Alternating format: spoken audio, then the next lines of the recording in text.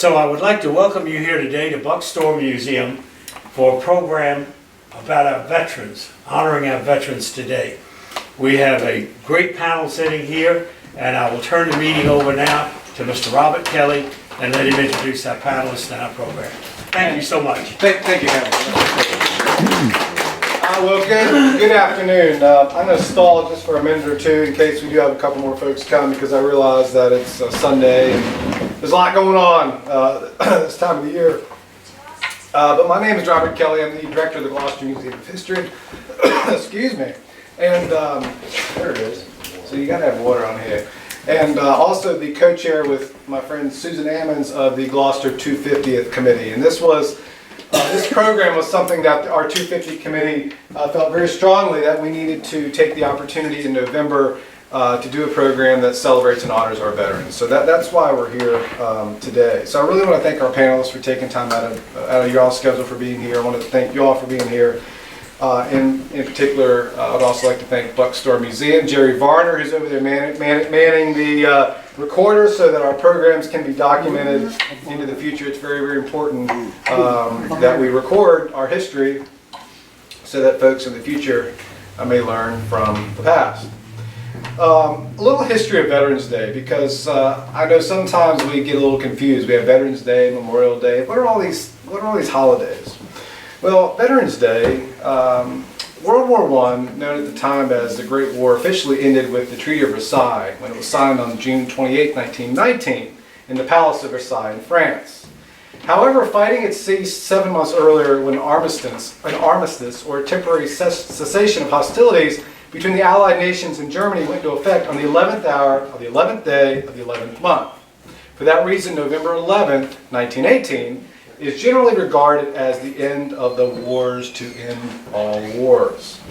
Veterans Day continues to be observed on November 11th, tomorrow, regardless of what day of the week of which it falls. The restoration of the observance of Veterans Day to November 11th not only preserves the historical significance of the date, but helps focus attention on the important purpose of Veterans Day, a celebration to honor America's veterans for their patriotism, love of country, and willingness to serve and sacrifice for the common good. So that's kind of what I think the theme of today's program is going to be about: exploring patriotism, love of country, and willingness to serve and sacrifice for the common good. So that's kind of what I think we will focus on today. Today, incidentally, also marks the 249th birthday of the Marine Corps, the U.S. Marine Corps, which is another little fun fact as we celebrate Veterans Day, so we can remember that as we move forward in the program. Today, we envision this program to be, we want this to be laid back, we want this to be educational, inspirational, fun. I realize that we might dive into some topics that maybe are uncomfortable, maybe funny.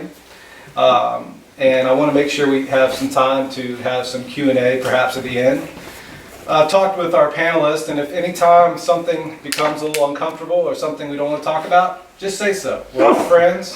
We realize that the topics that we're going to be diving into today are tough. So if at any point we need to kind of reset or take a break or go to the next question, we can certainly do that. Again, we want this to be fun and educational and inspiring for us all. So I'm just going to briefly, I'd like to do this. To get started, I'd like to just briefly introduce our panelists, and then I'd like for you just to share briefly 1 or 2 minutes about maybe your background, your service, why you're part of the panel, something like this. Again, we want this to be fun and laid back. So we'll just go right to left. This is Elizabeth Blackney. She is a Gold Star wife. Her husband, Donald Blackney, passed away on his 26th birthday while he was serving in the Air Force. Elizabeth, thank you for being here. Is there anything you'd like to share as kind of a intro? Yeah, I was very fortunate to, my dad had served in the Army. I worked for the Navy at the time that I met my late husband. We met on the south lawn of the White House. It's my favorite anecdote. It seems like a big flex, but we were nothing. The very bottom of the food chain when we met. I worked in protocol, and he was on a rotation in DC after having a torn rotator cuff before he went back out, went and served in Iraq and then came back to the US. And the thing I think that's most important about military service is that you get this enormous chosen family that you are serving alongside and growing and learning a lot of different perspectives about how to navigate the world and how to build a family and build a country. Thank you so much for being here. Thank you. Our next panelist is Warren Deal. Warren is not a veteran, but he's the president of the Gloucester Historical Society, and he portrays many veterans as a reenactor, and he's been doing reenacting work for over 30 years. So Warren, why is it important to you to keep these stories and the legacies of these past soldiers alive through reenacting? Well, one, so that you don't forget. For example, Billy Flora is an African American that lived down in Chesapeake, and his story was kind of lost. And it turns out that he held back a full British platoon and laid down cover fire for the Americans to get away. And he stayed in the line of fire. But anyway, to remember the sacrifices that they made, the troubles they went through, the hardships they went through. We had men from Gloucester at Valley Forge. We had men from Gloucester at several battlegrounds. So remember, the other thing is to honor them and educate everybody as much as we can. So again, you don't get lost, you don't lose. Patrick Henry said he didn't know how to judge the future other than by the past. So that's that. And the last thing we're doing too is not losing the craft skills. Most of what the reenactors use or they have hand done. And it's like Colonial Williamsburg trying to figure out, okay, how did they do it 250 years ago? And sometimes you'd be scratching your head, but they were smarter than we were. But anyway, so that's a little bit of why reenacting is so important, and I'll share some stories with you that will drive that home when we get around to my turn. Warren, thank you for being here. I appreciate that, and I appreciate the work you do. The reenacting is important. We have living history at the museum quite often, and it's great to see the younger people that get to, experience what it was like, the sacrifices that were made in the past. Lieutenant Colonel Bucky Burruss, U.S. Army, 1965 to 1987.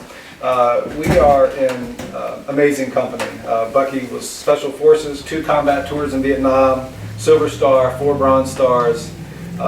We are in very special company. It's a real honor for you to be with us. I was looking through, if you Google this gentleman, you'll find all kinds of information. He's an author, he's a historian. Bucky, what does Veterans Day mean to you? When you think about Veterans Day, what does it mean to you? Well, it means a great deal to me. The first place, when we were boys, it wasn't Veterans Day. It was Armistice Day. Right. And in fact, the British Army, the British people, have now call it Remembrance Day, and it is their combination of Memorial Day and Veterans Day and all that. And it's very important for that reason. It's important to honor our veterans because we didn't always do that very well. I mean, I used to gauge the mood of the country in the 1960s when I went through San Francisco International on the way to Vietnam and on the way back home from Vietnam. The first time I went, of course, I used to go to the bar because, hey, there's Webb. Sorry, I missed the kickoff. Oh, you didn't miss anything, my friend. We're doing introductions still. Okay. So, but what I remembered was that when I went through the first time in 1967, and went to the bar, which I was. In my uniform and Green Beret, I couldn't buy a drink. Right, I mean, right. everybody wanted to buy it, everybody wanted to get you a drink. So when I came back in '68, the mood had changed a little. And nobody bought me a drink, but at least I got served right away. And when I headed back over again in 1969, he kind of stood at the bar and finally could say to the bartender, "Hey, can I get a drink over here, please?" And oh yeah, okay, reluctantly served me a drink. And then when I came back from Vietnam the last time in 1970, I had some of the classic things said to me like baby killer. Yeah. You know, how many babies did you kill today? When you know, like loser, chump, you know, sort of things we've heard from elsewhere not too long ago, but we won't go there. But it's it is a very important thing to remember them. And you know, I'm fortunate to have come from a pretty long line of veterans, beginning with one of the Fleming boys from Little England, of Gloucester people, one of the Fleming boys from Little England who actually died in is it Elmira prison? Elmira, Yes, is that right? that's Elmira right, yeah. prison. And then a grandfather born over on Haywood's Creek, went to Bethlehem Church, left there, became a chaplain, was the chaplain at the port of embarkation in Newport News, well, the whole Norfolk area actually, during World War I, and was one of the two guys slated to be chief of chaplains of the U.S. Army. And then my father, who joined the Civilian Conservation Corps during the Depression, got a commission through the CCC. World War II started. He was actually, he joined the Coast Artillery at Fort Monroe in, I think it was the early 30s. I don't remember exactly when. His commission was activated. He fought in the Pacific in World War II, came back because he had a CCC commission and they were downsizing the Army. He became a non-commissioned officer, still made the Army a career, went to Korea as a field artilleryman, tried to go to Vietnam. They told him he was too old, so he couldn't. And then I, coming from that tradition, decided to enlist in the Army in '65. My kid brother, who didn't have to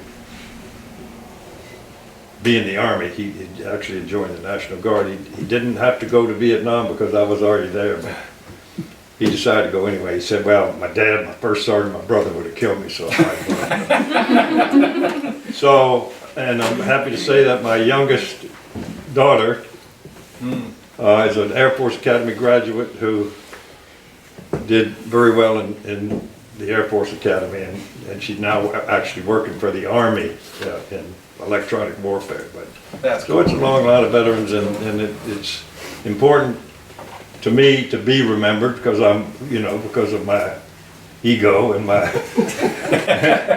and because of the way that we were treated right. as a group, particularly in the late '60s and early '70s during the Vietnam War. So Yeah, that's a topic I'd like to come back to because again, that is a that's a very kind of tough thing to think about, is how we treated our veterans, certainly after Vietnam, but also the challenges we've had with the Veterans Administration, for example, and the challenges you face as a Gold Star wife and those. So we'll definitely come back to, I think, discussing some of those challenges could be eye-opening for folks as well who aren't in that community. So Dr. Wes Wilson joined us. We'll come back to Wes in 1 second. I want to continue down the line here to First Class Bosun Mate Walter Edward Fuhrer. And I hope you don't mind me sharing this, but Mr. Fuhrer is 94 years old, and just the short time that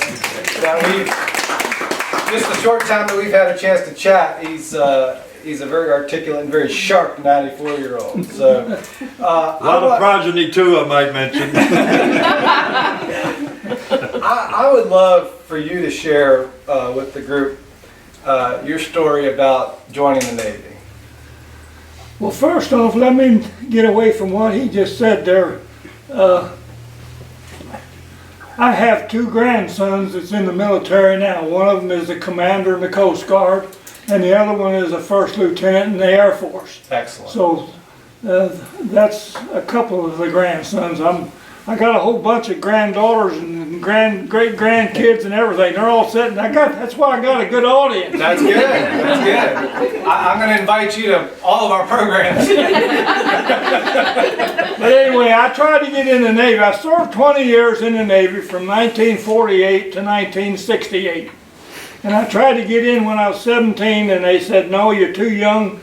But if you come back when you turn 18, that's when we'll take you. And I was sitting at the front door waiting on them when I turned 18. And it didn't take me too long to get my sea legs either after I left boot camp, because I went aboard a cruiser, the USS Providence, CL-82, and 3 days out at port we had to walk out and spend 3 more days in a hurricane.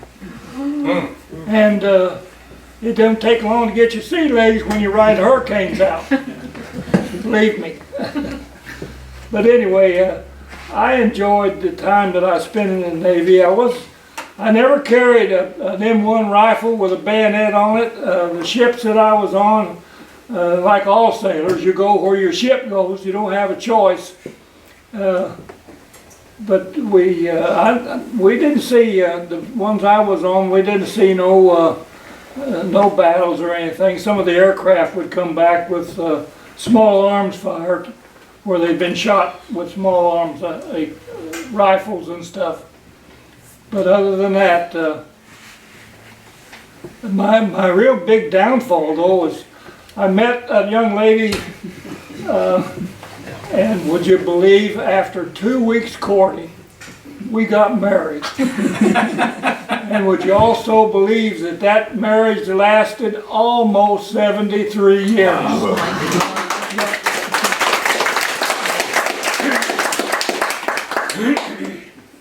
And I have 4 children, 1 daughter I lost.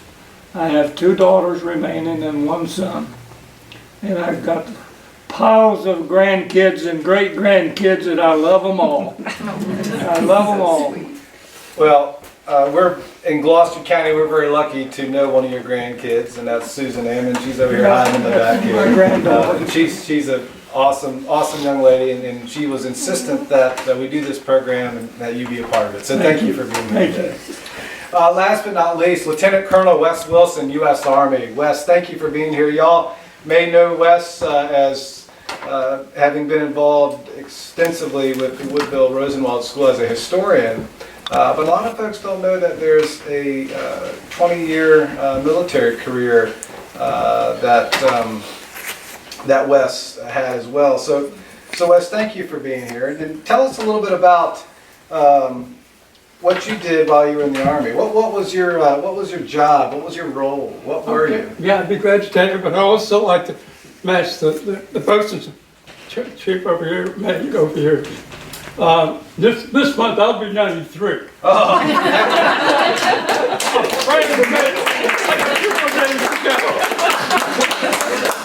And my stories might not match up with Bucky and Warren and so forth, but I'm proud to be here. I want to start that because I might come at this slightly differently. Sure. As I look at the audience and I look at my compatriots here at the table, I look different than most of you guys. So I want to touch on that just a bit. I got to start by saying that, yeah, in 20 years, the vast majority of those 20 years I spent in Army aviation, and I was a pilot before I went in the military. That's key to part of my story. But one of the things I want to say, first off, is that, you know how people say, thank you for your service? Yeah. My response is, I was honored. And I say that because I really am proud of it. But that starts with the other part of my story in that I had 20 years of enjoying being an Army aviator, moving through the ranks and ultimately becoming Deputy Commander of the 7th Group, going through Command and General Staff College, all those good things. I enjoyed every minute of it, but my family didn't. And that's one of the things I wanted to share as maybe a different perspective. Because being an aviation officer in the Army, and I went in 1954. That was not too very long after the Tuskegee Airmen proved that they could fly the hell out of airplanes.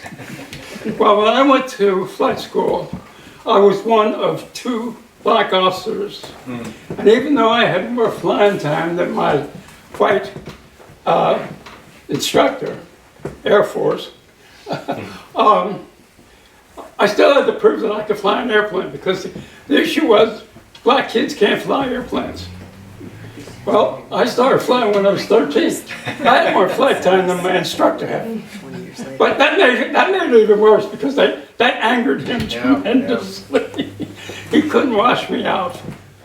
And I say one of the things that, as an black aviation officer, I call part of the 3%ers. What I mean by that is during a period of time, a long period of time, right up until Vietnam, I could probably name every officer, flight officer, black, in the entire United States Army. That's how few there was of us. And most having families, that meant, and being a commissioned officer, that meant that everywhere I was assigned, there was very seldom was there somebody that looked like my wife and my kids. And part of being the service was the camaraderie.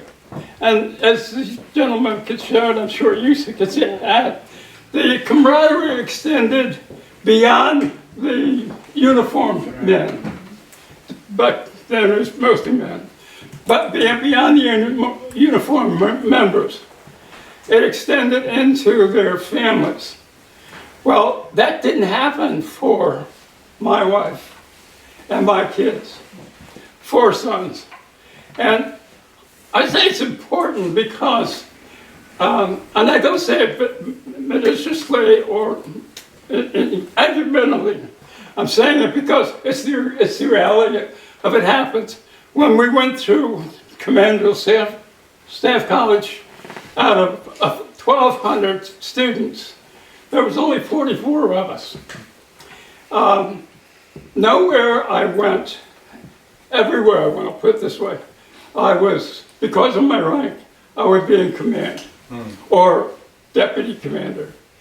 And that extent was great for me. It did extend it to my families. So they had a very unhappy time during the service. Add to that, even though I did 2 tours in Vietnam, a tour in Korea, even when we were back in peace areas, because of being a flyer, we were in support roles of every other unit that was doing training. So we were gone. I flew gunships most of the time, and we were in great demand all over the country, Alaska, you name it, we went. And the families were home. The other part of it is that I moved frequently because the units, aviation units, were so few during that period of time that they repositioned us constantly to be in support roles. So the family moved with it. Several times during that period of time, even though if there was no bus housing, we would have to find housing in the public sector. The housing officers usually could take care of these guys and their families pretty easily. I'd show up and say, well, we don't know any colored folks around here. So we'd have to go find our own during that period of time. It wasn't until we came to Fort Eustis, where I was the deputy commander of the 7th Group, and we bought a house off Post. It was not then until my children, 4 sons, really got to see folks like them, have girlfriends and boyfriends in that regard, folks that they could relate to more readily than they could at any other place we've been through the 18 years or so that we had up until that time. And guess what? We'd been here a year, and I was offered the command of Fort Story. That was when it was all this, the SEALs, all those folks were operating out of Story. It would have been a great command and an ideal command for the next promotion. And you don't turn down an opportunity like that and have it work well for your career. But in my case, I went home to Elaine and the kids and said, I got orders or a chance to take Fort Story. Ain't this great? And my wife said, you better start packing the lunch. You better, because we aren't going. And I suddenly realized that the impact of my being in service, and in spite of the fact that I was enjoying myself, that the impact it had on my children. Right. And so I decided that that's when I would get out. I crossed the 20-year mark anyway. And so that's what caused me to, just like, I was going to die with my boots on, but my wife said, no, I think maybe you better take them off, or you will die with them. Well, I say this with some levity, but I think it's an opportunity to say that for the, particularly the black officers in the military today, it's not a pleasant time. I looked at the statistics in preparation for this opportunity, and I find even today there is only 2.7% of the Army's aviators who are African American. When I looked at the statistics for West, the commanders of Staff College and the War College, it is no more than 2% of the African American officers and their families are being selected to go to this. Now, whose fault that is, I don't know, but that's the reality of the numbers. Right. So I just thought, as I was getting ready for this, that this would be an opportunity to share what, while it was an honor for me, it was really difficult for my wife and kids. So, and I've been married for 62 years. And so, yet needless to say, I took my boots off, right? And Wes, he served from 1954 to 1974. So when you think about, the civil rights era, the civil rights movement, being black in the military, that's something that I want to explore certainly some more. Jump on in here. I need to add one important thing. Yes. That most people don't realize, that I can't remember the exact year when the Uniform Code of Military Justice first came out. It was either 49 or 50. It changed the entire lives of all your military people. The commanding officers of certain units and what have you, they had complete control over each individual under his command or her command at that time. But all that changed when the Uniform Code of Military Justice came into effect. I don't know if very many people know that, but that was a very important. Well, I don't want to be combative here, but I do have to add to that. You're right about the date. You're right about the change. But that was the change politically and on paper. As I started up, so I just want to share a little bit of the reality of what we're doing in that regard. And one of the things I thought about driving over here I never had a black commander. So I've never had someone who said, I want to grow up and be like him. But through it all, I don't back away from saying, I'm proud to have been I had a military career. Yeah.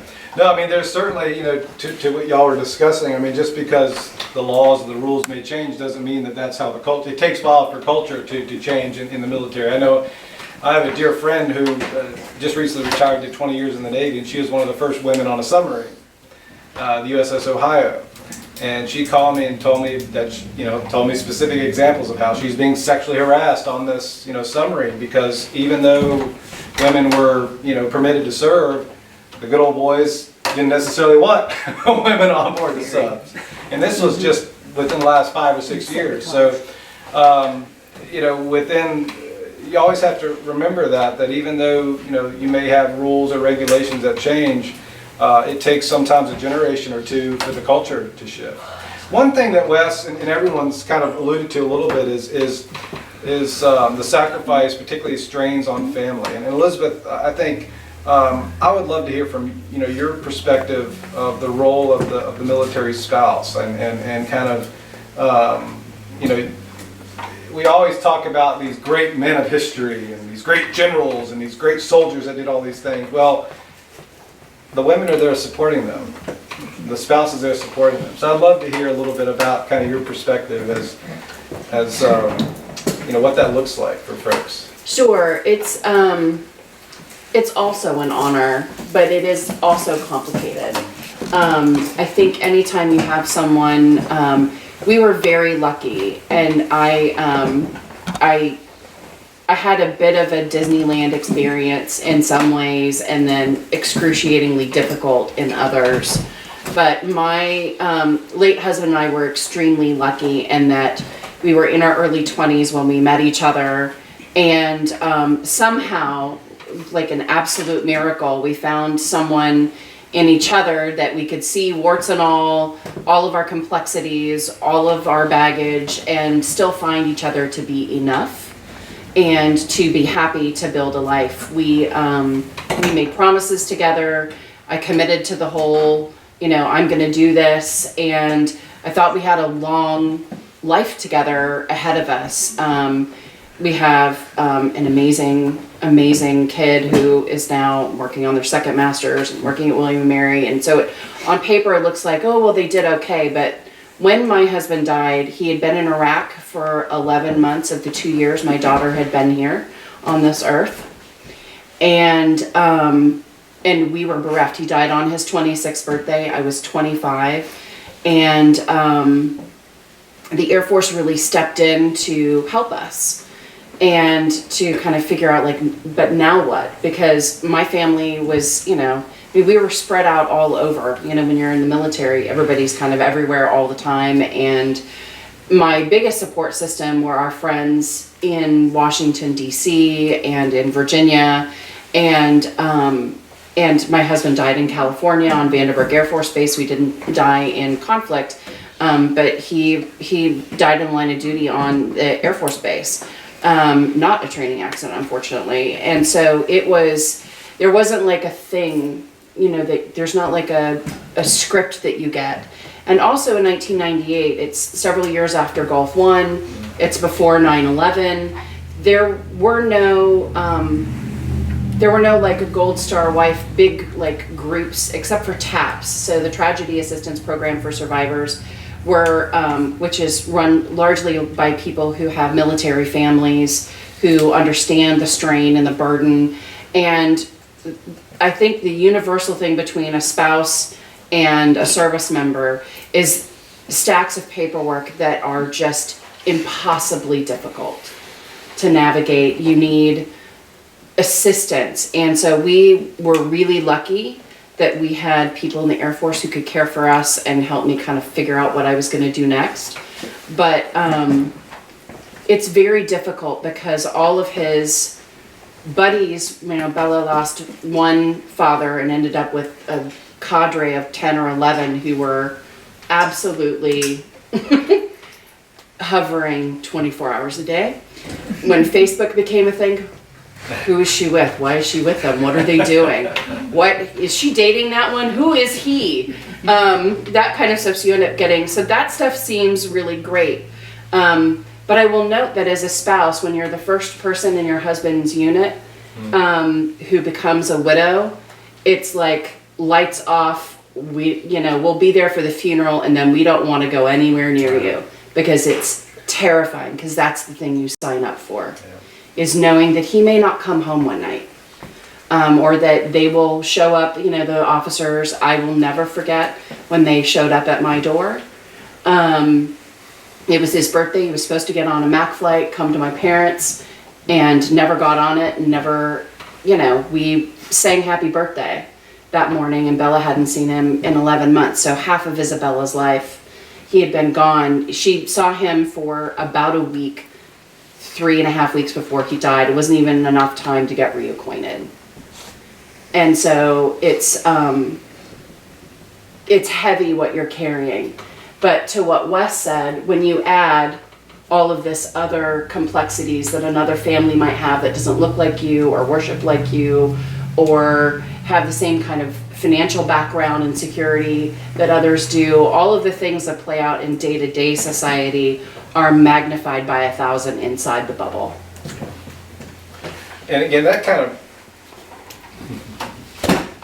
of brings us to the I'd like to explore a little bit kind of the concepts or themes of brotherhood and camaraderie, from those that are in the trenches together. And maybe Bucky and Walter, maybe y'all can kind of tag team this one. Talk a little bit about camaraderie with service members. When you're away from home for extended periods of time, when you're not with loved ones, when you're in when you're under fire, when you're in these tough situations. Share a little bit about the camaraderie with your fellow soldiers and sailors. Maybe Bucky, if you want to go first.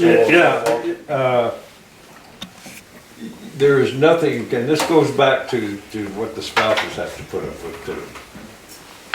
There is no closeness, not even with a wife, unless she happens to be one that you've almost died with. But if you've been in situations where you almost died with your team, especially small teams that I was fortunate enough to be with most of my career, you come back, you spend the first night with your wife, the second night you miss your teammate so much you want to go have a beer with them, and the wife doesn't understand it. Right. And it used to be when I was the deputy down at the Delta Force, the new wives, I would explain to them that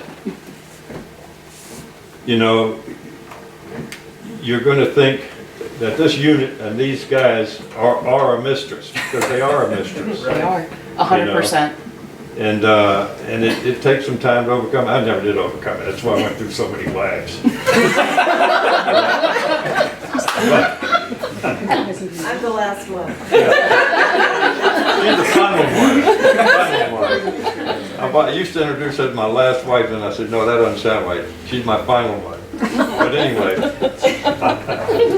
in fact, if you go up to Robert's place, Terry and I have been married so many times that they sell bumper stickers in the museum that say, honk if you've been married to Bucky or Terry. I like that idea. We can raise a lot of money for the museum with that. But that brotherhood, it also goes to some things that Wes was saying that are very important. I graduated from Gloucester High School in 1959. There were no black students at Gloucester High School in 1959. There weren't until when? 69. 67, 68? Yeah. Yeah, which, you think about that and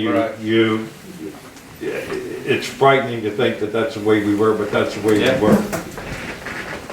What I discovered in the Army initially, probably the best guy in my OCS company was a black guy named Paris Davis, Medal of Honor winner now. But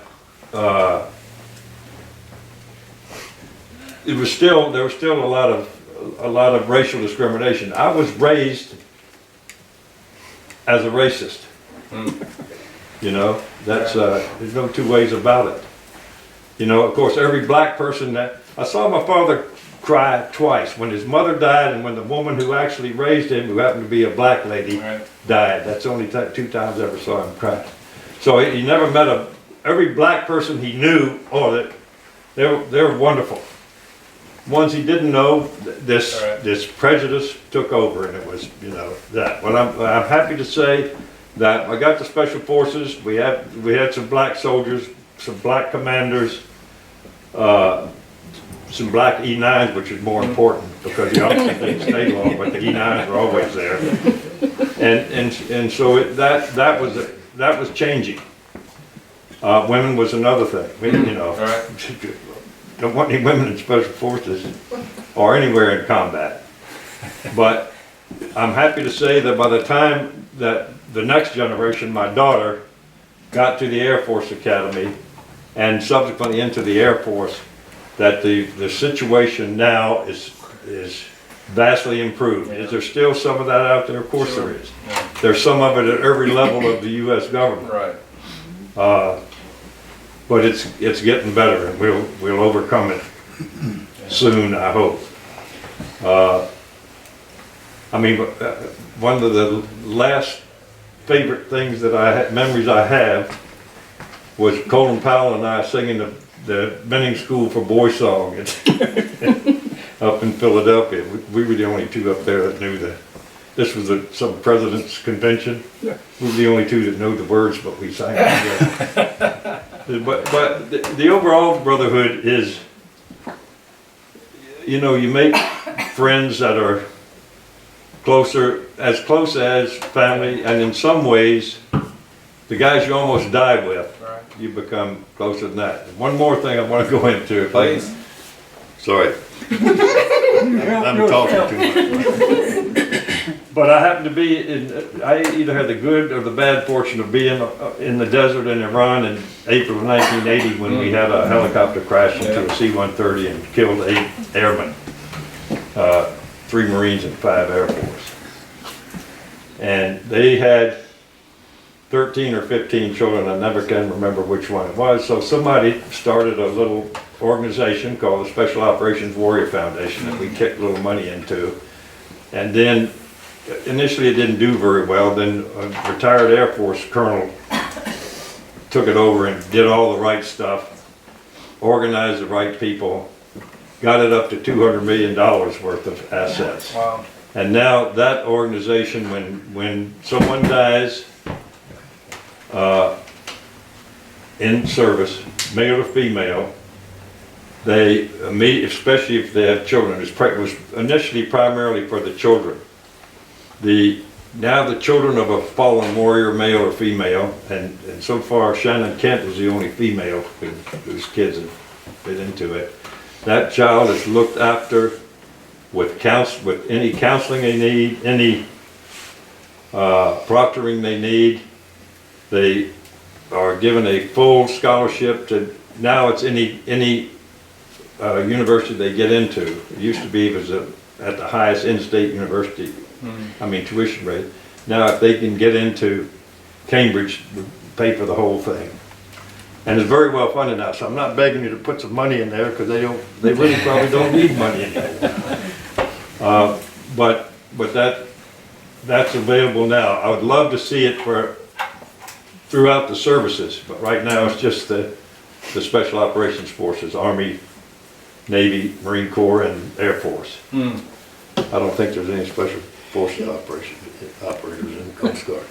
You want to jump in real quick and then we'll come back to... Yeah, I don't pick up on what Rocky said. We talk about, I share this often, talk about military, God and country, die for the flag. But when the bullets are flying, it's that guy, or I've never had a woman in the cockpit with him, but I'm sure it's the same. It's that person in the cockpit with you, or in the foxhole, that you're going to die for.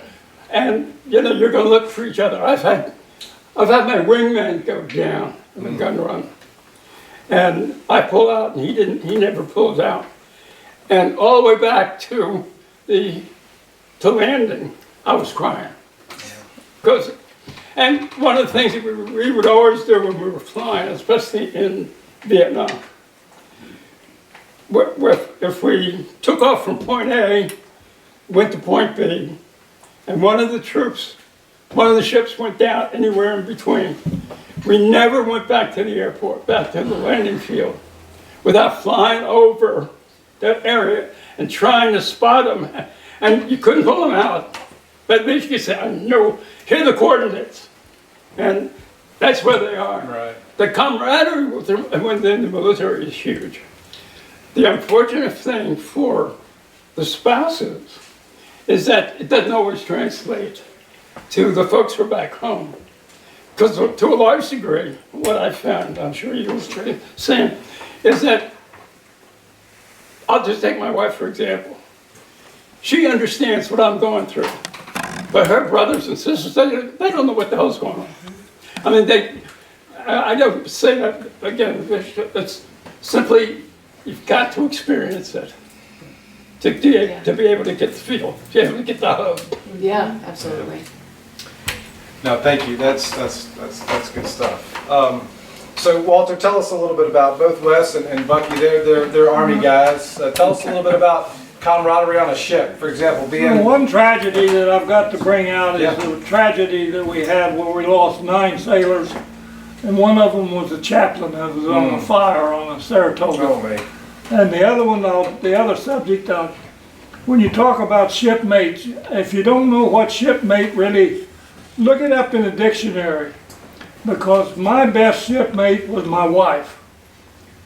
She was always my best shipmate. But now, the shipmates on the ships get you in trouble with your wife. right. Because like we talked about earlier, when you come in off of a cruise, you always got, they're never going to let you not just go straight home. You always got to stop in for a beer. And that one beer leads to another beer. Right. And, but those are the good old days, because her, and at the time I had 2 girls, and they was waiting on me, and she was always waiting for me at the front door anyway to chew me out. And I always told her, I said, honey, I only had 1 beer. Boy, was that something. But anyway, that's, if you've never seen what the definition of shipmate is, look it up in the dictionary.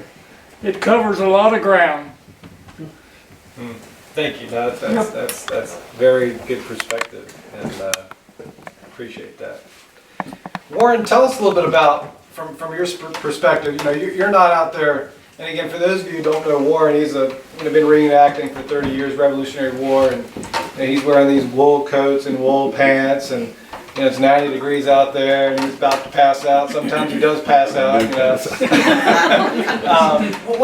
Why do you do that? I mean, why is it important to do this reenacting work? I think you have to have at least a predisposition to liking history. There have been several occasions, talking about the camaraderie, that you go, it's not Twilight Zone, but it's like you were there. And you can feel it, you know, in your bones, so to speak. Right. That one time we were in a reenactment up in northern New York State, and all reenactments try to duplicate to the best that you can what really happened. And so we were coming down through a big ravine, the Americans, and we were going single file, which is bad. But all of a sudden, British come down one side, then come down the other side, firing away. And you know what we did? We got back to back. And that is camaraderie, when the guy behind you is protecting that way, Yeah. and you're over here protecting that way. Right. Got your 6, got your 6. Yep. And again, I think that's why, as a museum guy, as a historian, the living history is so important, because we hope that the younger generation never has to be up here telling the stories that these men and women are telling. But it's important again to honor and remember and to know what it's like. So when you're out there, you can hear you can hear musket fire, cannon fire, and you're like, that one cannon, that's loud. But then you think during the battle there were 100 of these things. Or Yeah, I've been on reenactments where you can't see. Right. So much smoke. So I think the work that you do to kind of bring history to life again, to honor the memory. I think that's very, very important. And again, living history is a great way to kind of put folks in that environment in a safe, in a safe way. Safely as much as we can. Right. Yeah. Wes, I want to come back to something that you mentioned earlier about, how you were treated as a black man in the Army at this time. Were you ever in a situation where you were overseas and you were maybe treated better than you would have been treated here in the United States? Because I've heard stories of that. Did that ever happen to you? Or? I wish you hadn't asked that because the answer is yes. Okay. And it's not an answer I'm proud of, Right. but yes. Where? I think one of the places happened to be Korea. Vietnam, we never had time to have those kinds of relationships. I've never been stationed in Europe, but I've sung support missions in Europe, going back and forth. And I found that we were treated. England tended to be pretty much the best, and maybe that's because they have a lot of black folks, Right. People of color in England. I know, but we were treated well but I don't mean this to be that I was ever mistreated. Right. In our military. I can't say that. I won't say that. I've never experienced being mistreated. I've had some crazy experiences. When I was, my first assignment was in the 82nd, and I was right out of basic ROTC, gold bar lieutenant, and was assigned to platoon. I'll never forget this. And my platoon sergeant said, "Sir, I've never ever taken orders or had to deal with a black person before, well, with a Negro, with a colored person before." And he was serious. He'd grown up in the South, kind of like never knew anything. That's it. And this was his first experience outside of his home. And so I was a new experience to him. I said, "Well, I do remember, Sergeant. As long as you remember, you're the sergeant, you're the platoon sergeant, I'm the lieutenant, I'm the platoon leader. As long as we keep those two things, we'll be good to go." We became pretty good friends in that regard. We learned from each other. But it's a difficult question to ask because I know as an officer, and especially as I moved to senior rounds, I can't speak for enlisted men at the lower ranks and that sort of thing. But it's just part of the culture. Right. And some are saying it is what it is, for right now at least. So we do have a couple more questions that I'd like to go through, but it is about 3 o'clock. Does anybody in the audience have any questions for these amazing and brave people for us? Any questions? If not, we can go through a few more. No? I'd like to know, and we can go down the line, and Warren, I'll tweak the question for you since you're the odd man out here. I took the word out of my mouth. Warren and I are friends, don't worry. He's the wannabe. There you go. What was it like, and again, I think we can, Elizabeth, for you too, we can kind of tweak this question a little bit, but what was it like to transition, and I'll start down here at the end with Walter, transitioning from a career in the military back to civilian life? Having been serving in the Navy or Army where you've been for 20 or so years, then transitioning back to civilian life. Well, I was very fortunate because just before I retired from the Navy, I was working with a gentleman in the natural resources, and I got to where I really liked that type of work. And this was on a military installation. And I spent as much time with him as I could on weekends when I was off. And then when I retired, I went with the U.S. Forest Service for a short time, and my family I went up to Newmarket in that area with the Forest Service. But I didn't stay there very long because I had a good friend in the personnel that contacted me and told me that I should get back down here as quickly as I could, which I did. My wife and I packed and came, and that started another career for 22 more years almost with civil service.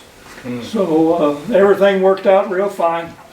I had a boy and a girl during that time. Well, no, I just had the boy. The girl was with us. She was a baby then, a little one. But it worked out pretty good when I shifted from one color to the other. I just, you know, I was trying to prepare myself for it about a year and a half or so before I did. And I was very fortunate to get the job that I had worked for. No, that's great. And you worked for 20, so you were 20 years in the Navy and then 20 years with the... Well, 22 more years 22. almost as civil service. Wow, Yeah. that's cool. 42 altogether. That's awesome. Bucky, how about for you? You're kind of transitioning from being a special forces. I was spoiled. I happened to and I say this completely honestly, I had the best jobs in the United States Army for a guy of my age and rank and circumstances of anybody I know, and I mean that sincerely. So I was getting ready to have to leave my last unit where I've spent the last 9 years and go to command a school battalion where all the committee chiefs were full colonels and I was a half colonel. So the only time I'd see my troops would be to give them an Article 15, and I thought, you know what? I don't need this. I'm tired anyway. I don't want to leave this unit. I've got this book in me that I want to write, so I thought I was going to get out and be a famous, very rich author. That didn't work out. But I did... Or infamous. But I did manage to, you know, I still did some jobs that I was connected to the military somewhat, some consulting jobs. I even was a staff member of the House of Representatives for a short period, very short period. And some security jobs that were a lot like what I had done previously. So it wasn't much of a transition for me. And I want to go back to another point. First one is I was just thinking, wasn't Paris Davis, I knew him in Special Forces. A guy named Rich Paris was the best guy in my OCS class. Both of whom happened to be black. But what was the other thing I was going to say, Lauren? What subject were we on? We were talking about transitioning back to civilian life after serving for so long. And we'll keep you straight, Bucky. Yeah, thank you. Because I totally forgot where I was, and that's part of the. We're world famous author. Yeah. You're sitting in a good group. Yeah. Yeah, there we were, knee deep in hand grenade pins. No, that's another story. I don't remember what I was going to say. Go to. We'll come back. So Elizabeth, I recently listened to a great podcast where you were interviewed for Reads Across America, and if you're familiar with that program, if you're not familiar with that program, you need to Google it. If you're familiar with it, you need to support it. Yes, please. Yeah, and again, you can Google it and find it's a really great interview. But one of the stories you told was about, which really struck me, was how you keep your husband's memory and legacy alive by going to Arlington Every year. Tell us a little All bit year about long. tell us a little bit about that if you would. I know it's tough, but Sure. So there's two pieces to that story, and one, I was listening to them talk about the brotherhood. I just want to share. So I'm really, really lucky that my husband and I found each other, and that his brothers in the Air Force were so supportive of myself and our then baby. because every Veterans Day I call them, and every Memorial Day they call me. And last year, so after my husband died, I have to tell this whole thing. I'll abbreviate it and hopefully get through it without tears. When my husband's body was missing for several days in the Pacific Ocean, my late husband's former superintendent, who we knew in Washington, D.C., flew to California to be with me, and my father. And my mom stayed at home with our baby, and was like the spine that I needed. And he loved my husband, had commanded him, knew him, got us through the first few years of being together. And he was the backbone of everybody in that unit. Chief Master Sergeant Timothy Dickens, God bless that man every moment of every day for eternity. But there was another guy who had been his good friend and a bit of a rival in the service, and his name was J.R. Hammond. And the thing we're not talking about is that a lot of these guys who particularly have served in either Vietnam or in the Gulf, whether it's in Iraq or Afghanistan or whatever other theater you might be in, depending on where you're working, to Bucky's point, is the burn pits that these guys have lived in. And for years, there are times when I would go to Arlington and JR would come and be there with me because I just could not make myself go alone. I served as an Arlington lady until I couldn't take it anymore because it was too hard.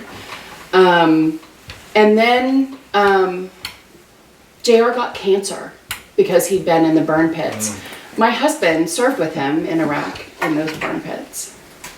And so every day that we had with JR was like an extra bonus day. And then it was like always wondering how many of them would go. So I'm the first of 24 other widows I know. And so when they've served, I mean, it's not just when you come home. It's what do you come home with? Right. It's changed everybody's fertility. There's all kinds of things that happen as a part of the service that we don't talk enough about. And last year at 11/11, on 11/11, JR left this earth. And tomorrow is the first day that will mark a year since he's gone. And his widow, who is an extraordinary woman named Shella, is now my sister in arms. And this is the kind of thing that what the guys have out in the field, when our husbands die, we have to do that for each other. Because the guys go right back out there.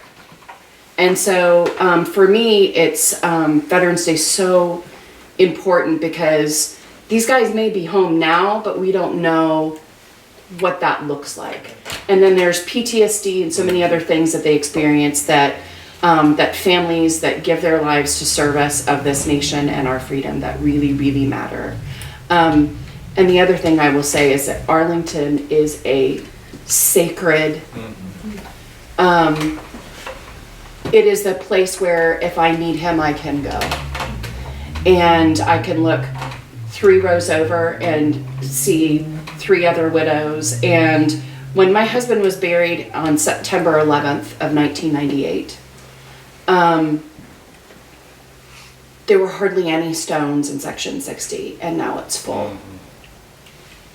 I know 65 gets a lot of news, but there are 300,000 people who died because of this country and for our freedom who are buried in Arlington National Cemetery. And it's the most sacred place. Anywhere you bury your family is very sacred to you. But when you go to Arlington and you see 300,000 people who have given their life for freedom, it reminds me how small I am and how lucky we are to live in a place where there are so many people who are willing to keep us safe and free. Yeah, I think that's some important words there. I try to visit Arlington once or twice a year. Before we leave that subject on Arlington, please. I have a young ladies over here that my wife never missed the opportunity every year. She would pack them up and get them dressed, and away she went to Arlington. to help put the flags out Oh, Yep. that's every year. That's great. That's a wonderful tradition, just like with the wreaths at Christmas time. That one there has been doing it, I guess, since she was 6 years old. That's seven. awesome. That's awesome. Well, and when everybody who knew them is gone, another generation is there to put that flag out, to put the wreath out, to remember them. You know, it's the most sacred place. No, it's an amazing place. You know, that brings up a point about our overseas friends. Yes. In the Netherlands, the Americans who were killed during Operation Market Garden and crossing the Wall River, they're buried in the Netherlands. Families have adopted these graves, and now a third generation of those families is going to those graves and making sure they're properly tended to, which is a wonderful thing, I think. Yeah. The other thing that I meant to say earlier that I forgot was that, speaking about the transition, speaking about coming home, you know, after I got out of San Francisco, by the time I got to Gloucester County, I was in friendly territory. I mean, I was always treated well, of course, by my family, but also everybody in this community. And between Fort Bragg and here, for the next couple of years, those are the only two places that I really went. So it wasn't all being mistreated because you're a Vietnam vet. Right. Gloucester County was one of the places where we were treated very well. Well, I think, can I say one other thing? Sure. That brotherhood is a big part of what gets the family through when you lose someone, is all of the witnessing. And the thing I forgot to say that I'm strong enough to say, JR dressed my husband's body when they finally pulled it out of the ocean. He washed and dressed him and prepared him for his service. And the love and care, I know everybody thinks that it's all, you know, all very hard and all rah-rah, we love the country, this kind of stuff. But the reason these guys need to go get the beer at the end of the day is that they have carried their friends to the end, and it's not just for them, it's not just for the country, it's for their own families, because they would want them to do it for them. And so Veterans Day is an opportunity to say thank you to them for the service, because they are carrying everything that my husband is no longer carrying. Powerful. Thank you. We are at 3:15, and I don't want to keep us here all day. We're gonna have to do this again because this was great. I want to go down the line just kind of as we close. Just you know, you can give it can be a one-word answer. It can be a short sentence. It can be, you know, however long. What advice would you give to younger generations who are considering military service? We'll start with you, Wes, and we'll just go down the line. Because I know it's a hot topic these days. You have fewer and fewer, you know, enlistment is way down. My answer to that would be do it. That's, you know, I have to say, one of the things that made my transition kind of rocky, because number one, I had been not rocky, but I had been involved in a military type scenario since I was a teenager. I joined the Civil Air Patrol. I always wanted to be military. I joined the Civil Air Patrol. Went to college immediately in ROTC. A week after I graduated, I was going through the officer training program. I had never known anything other than a military type mindset. And it served me well entirely. My getting out was a bit difficult because it wasn't my plan. As I mentioned, I was trying to make sure I could get another few years of marriage involved. But my plan was to die with my boots on. That's the other thing about the cemeteries. Yeah. In the military, you know, tomorrow could be it. Yeah. And I would suggest also, yes, do it. It's a good life. You can get a good return. You don't have to make a career out of it. Right. But there's a good return on that investment. from all the things that we talked about right here. And I just want to say this and I'll stop. Arlington is huge. You get that feeling. Yeah. But you don't have to go to Arlington. That's right. Go to Hampton. Yep. Go to Chesapeake. Yep. Go and spend some quiet time with any of the cemeteries, and you'll get that feel. Yeah. Yep. How about you, Elizabeth? The advice for the younger generations when it comes to military service? Mine is less about the work and more about the service. And I would let everybody know that love is enough. You will learn what love is and what its definition is if you are committed to someone who's in the military, or you're in the military and someone is committed to you, you're both in the military, love is enough. It sounds cliche, but it is true. If you know you have had it, it will carry you through just as much as your faith.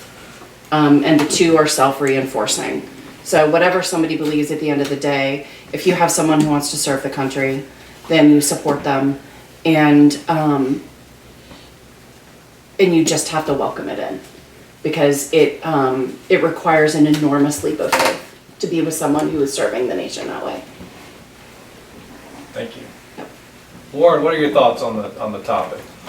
Well, I worked for 4 years for the Navy as a civilian, Okay. and at the Naval Ship R&D Center in Washington. Yes. And the technology these days, I mean, why wouldn't you go in and learn all this stuff? But I have a quote here that I think when you asked earlier what we would part with. Freedom is a fragile thing and a never more than one generation away from extinction. It is not ours by inheritance. It must be fought for and defended constantly by each generation, for it comes only once to a people. Those who have known freedom and then lost it have never had it again. Yeah. That sums up your answer then. Yeah. That's your answer. I get it. I appreciate that. Warren, thank you for being here. Sure. Bucky, thoughts on younger folks? Yeah, the first thing is study history. Yeah. Study it hard. There Study you go. military history. Go, Yep. you know, it's and you parents make sure the schools are teaching history. Yep. And you know, you can call history, some things you can call history by other names, like critical race theory. It's called history. You know, you forget the politicians. Study real history. If you want to know about Revolutionary War history of this county, which is amazing, much more amazing than it was at Yorktown, then you can ask Warren Deal, because he knows the answer. Ooh, that's But heavy you should burden. really study it. And you know, people think, well, if I join the Army, I might get killed. But that's true. Not very likely, but it is true. But I can tell you this, I've known more kids die in car wrecks in Gloucester County Yeah. by far than have been killed in military service. Yeah. So don't let that defer you. And as what you're going to learn, and the brotherhood you will get, and you tell this to your kids, and some of you don't have kids yet, and some of you are going to have some more kids and all that. What you're going to take away from it is probably much more than you're going to give. And there is no more honorable profession in the world, in my not so humble opinion, than the Brotherhood of Arms. So consider it and study history, whether you want to go into service or not. Everybody of every age study history.